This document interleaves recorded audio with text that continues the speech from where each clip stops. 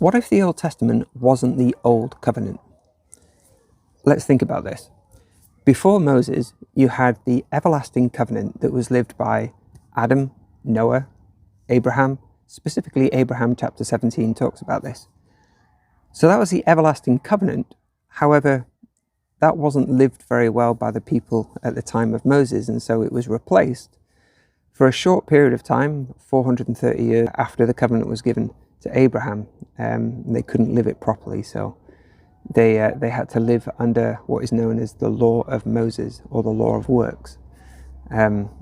So you have the everlasting covenant replaced by a new covenant known as the law of works, or the law of Moses. So that actually, for a period of time, was the new covenant.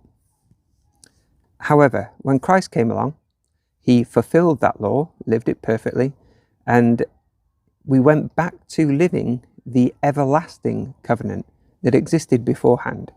Now, Paul talks about this in Galatians chapter 3, and we learn that Abraham saw the day of Jesus Christ and lived his gospel. Jesus talks about that himself, that Abraham saw his day and rejoiced.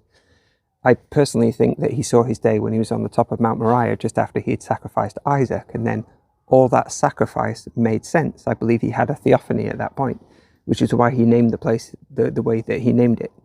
However, that's by the by. So Abraham knew the everlasting covenant. It was replaced for a short time by the Old Testament, or Old Covenant, which really is the law of Moses, which was, when it was given, new at the time. And then that new covenant became old when it was replaced by the new covenant, which we call the New Testament. However, the New Testament is a reflection of the everlasting covenant made with Abraham, and even before then. So you could properly call the New Testament the new and everlasting covenant. And certainly there is something new about that everlasting covenant, because Christ fulfilled that law, and therefore we no longer have to sacrifice animals or shed any blood, because Jesus is the great and last sacrifice. So when thinking about the Old Testament and the New Testament, it's good to have that in perspective, that before all that, there was an everlasting covenant. Abraham knew about it, and it was known as the gospel. And when we talk about the New Testament today, we can properly call it the new and everlasting covenant. Cool, isn't it?